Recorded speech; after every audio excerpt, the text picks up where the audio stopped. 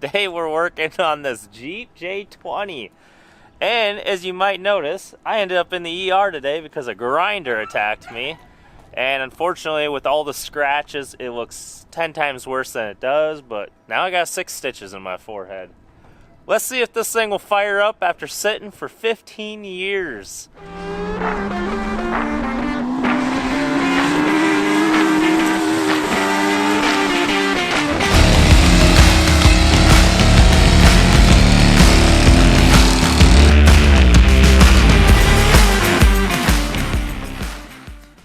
Alright, so where I picked this up, the guys did throw a battery in it and they turned it over so we knew the motor would run.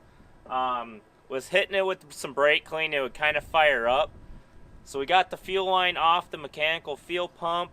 We got some fuel starting to get up to the filter. Let's see if she'll fire up. Maybe it'll idle. I don't know. It's got a Holly with an aluminum intake on it though, and I believe a 360 motor in it. So hopefully it runs.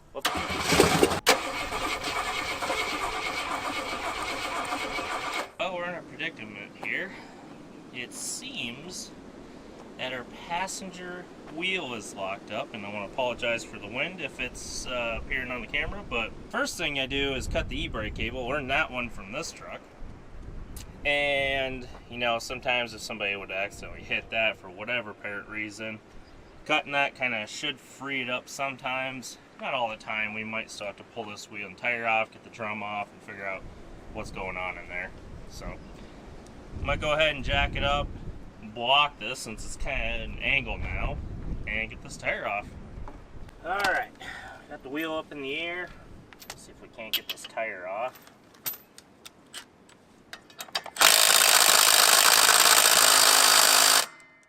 Oh, you're gonna play nice with me.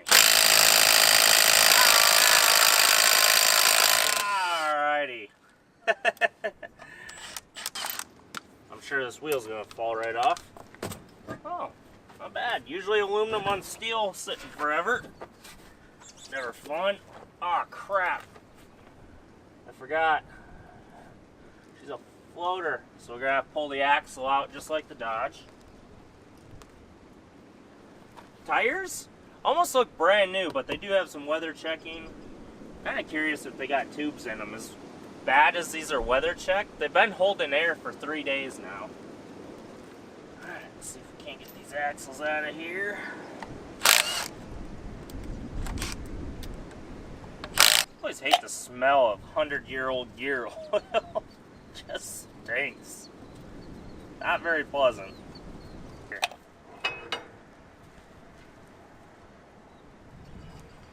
Honestly, the gear oil doesn't look too bad. It's pretty clean. Well, the good news is she's already loose. Alright, we gotta bend the tabs on our retaining clip here.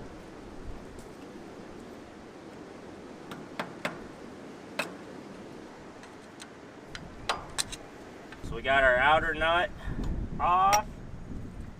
It's a little notched retainer clip. She just slides out of there like so.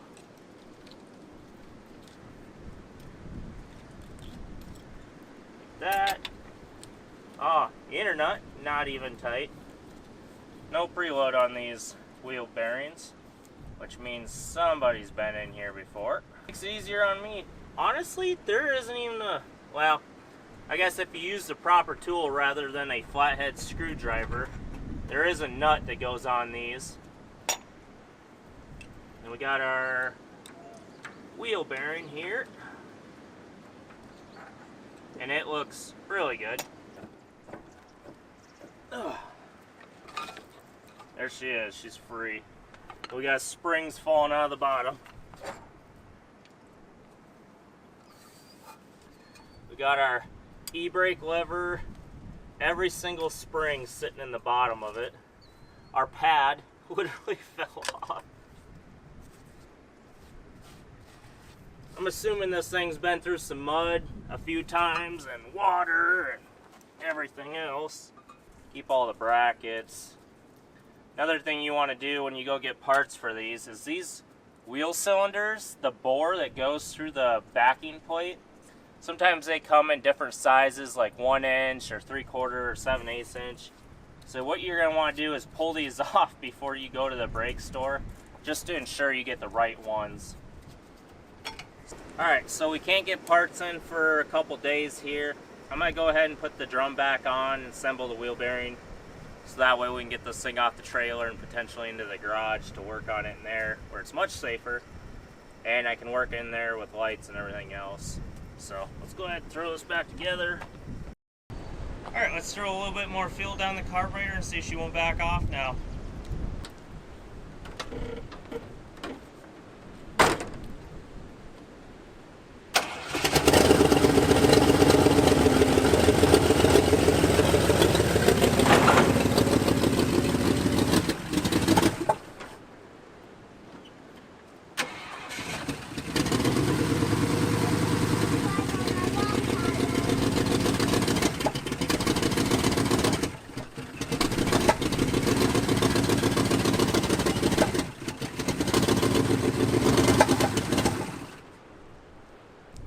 We got her off. Brakes are rolling, which is good. Carburetor definitely needs a rebuild. It's got no accelerator pump at all. It just wants to die, and I can't even feather the gas to get it to run enough. So we'll get rear brake shoes, rear hardware kits, a fuel pump, and a Holley carb rebuild kit for this J20, and we'll be back. All right, so it's been about a week. We finally got all our parts in for this off-road unit. The main ones being fuel system and brakes. As you saw, the rear brake was locked up. We got new brake shoes and spring hardware kits for both sides on the rear. We got all new fuel line. I got an electric pump here. We got to try and get this fuel out of this steel tank. I'm assuming it's going to be rusty. They did bolt the tank in, but unfortunately the spare tire mount must have been welded in afterwards. So there's no way to actually get the tank out. And with it being 1/4 inch steel, I don't think there's going to be any way I'm going to be able to lift it out regardless by myself to try and clean it out. So I got a fuel pump from an LS swap here that pumps quite a bit of fuel. And we're going to try and pump everything we possibly can into this old gas can here. Well, I could not get the hose through the inlet where the fuel goes. So instead, we cleaned out all the dirt out of the sending unit there. We're going to take the hammer and screwdriver, spin that around, pop it out. It'll actually give us a lot easier access to try and get the hose in there and get this steel gas tank cleaned out. There we go. She's pumping. And it's yellow. These LS fuel pumps pump a hell of a lot more fuel than your standard clicky-clack ones, and they're really not that expensive. I think I got this one for less than $100 off Speedway. I always keep a spare one around because I run them on all my LS swaps since they're super cheap. We already about filled this 5-gallon can. You see that fuel is straight yellow coming out of there. This is already giving me a headache at how bad this smells. I'm sure it's good to be sniffing this. Alright, I think we officially got her all out. Took 2 antifreeze jugs, 3 oil jugs, and a 5-gallon gas can.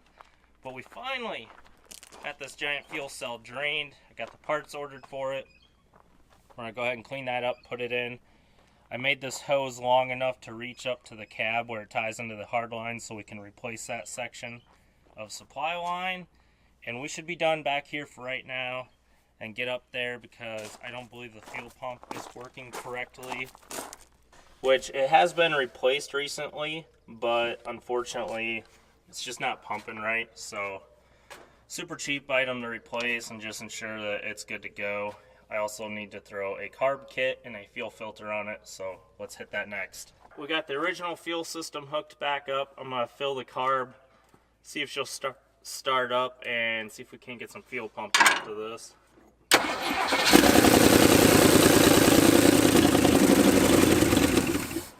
She pumped up a ton of dirt. Well, we got helper number 2 out here. Fuel pump, no good. It's just not pumping anything. So I'm gonna slap the new one on here, and hopefully we can get this thing to start pumping some gas.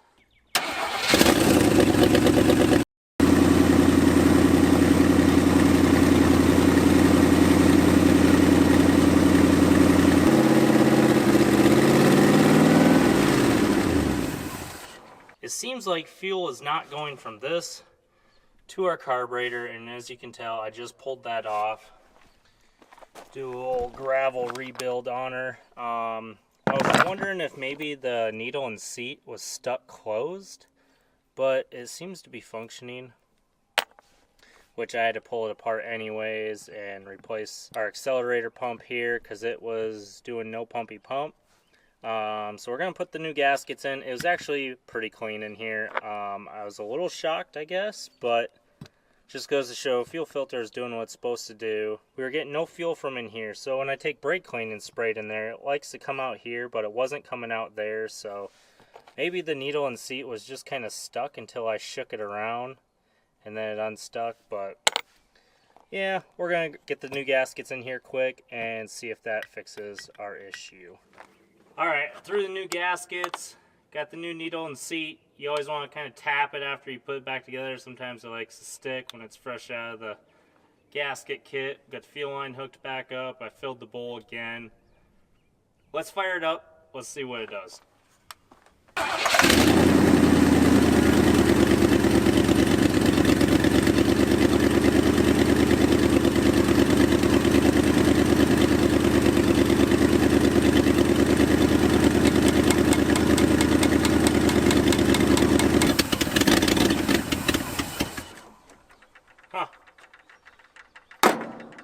That is weird. I don't know what is going on. Alright, I figured something out. Something's going on with the lines to the back of the truck, which 3/4 of them are all brand new 3/8 rubber line. So I took the rubber line off the steel one down here and just put it into a small gas can down there. Immediately filled the entire filter up and then started boiling out of the overflow on the carb. So that tells me immediately it took fuel into the carburetor. Basically, I'm going to take an air hose on that steel line there and pump air all the way through it. Basically, there's a chunk of steel line that goes from the back of the front tire to the back of the cab, and that it didn't look awful, really. And I put fuel in there and let it kind of siphon down into that line, and it was pulling, but I don't know if it maybe pulled a clog or something out of the tank and plugged it, but I'm going to guess we're going to need a new sending unit and a filter at the tank. Although I don't like doing that, but it may need to happen until we can run a lot of gas through this thing. But until tomorrow, threw in a new fuel sending unit. The pickup was basically rusted, it was gone. Also, it has a temporary fuel line. Looks like it's on the muffler, but it's not. That I just strung out because I didn't have any hard line at the time, and the hard line that was on this was completely plugged shut. I tried blowing air through it and everything, and did not have any luck. Aired up the tires to 30 psi, threw a strap over the battery. Don't worry about that. But she fires right up without even hitting the gas. Watch this.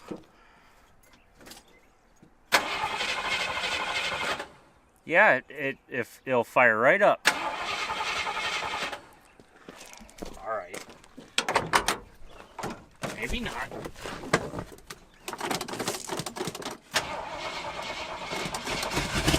Come on! Come on! There we go. Carb motors. It's also got a very bad manifold leak where the exhaust comes up to it. The bolts are rusted. They're pretty much non-existent, but yeah, she's sitting here idling pretty decent. We're sitting for 15 years. I'm thinking we go ahead and finally test out these tires. It's been raining non-stop here in Iowa, so the yard's a mud pit and I'm gonna tear it up.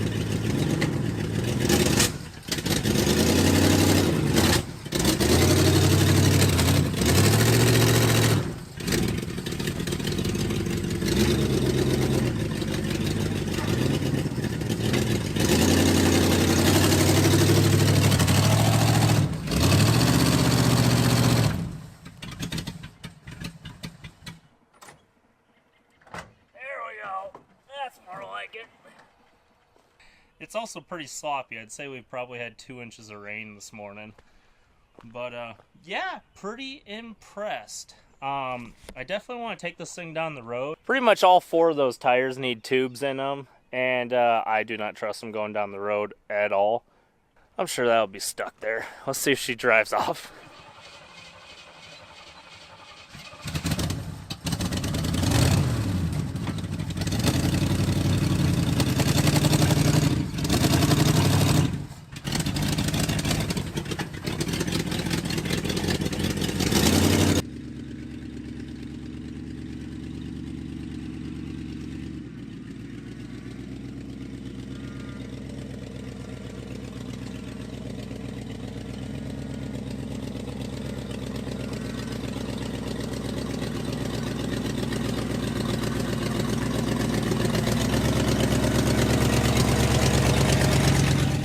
This is why I got a set of 33, 12.5 on some 20s. They're just some used tires off some of my previous trucks and an old set of wheels I had from my old Duramax. So, yeah, they're roadworthy. Well, more roadworthy than these things. Because, I mean, these literally have weeds growing out of them. They need tubes. Trail worthy, maybe throw them on some bead locks, so they're worth trying to salvage.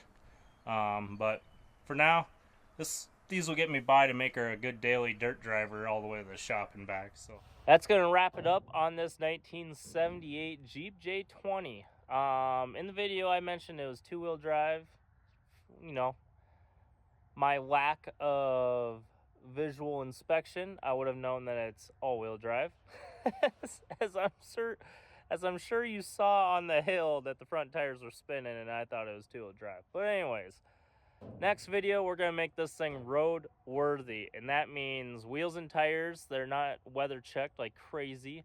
We need to finish the rear brakes, and we also have an issue. You may have caught it in the videos, but every time I hit the brake pedal, all the lights go off, like the turn signals, the tail lights, and all the dash lights, and actually all the gauges peg max when I hit the brake pedal. And I glanced at it, and for some reason there's a bunch of stuff tied into the brake switch. So essentially I'm going to go through, snip all those off, and I'm sure it's going to fix it, maybe. But, and we need to pull off the carburetor and do a full tune-up rather than just cleaning the bowls on it, because it's still popping really, really bad. We got a manifold on one of the sides that all the bolts are pretty much rusted and stripped. So I'm thinking I'm going to have to repair that because it sounds awful, and probably part of the issue that it's running really bad. There's no back pressure or anything like that. But I had an awesome time working on this J20. These have always been one of my favorite trucks. And until next time, we'll be on the road taking her for a cruise. See ya.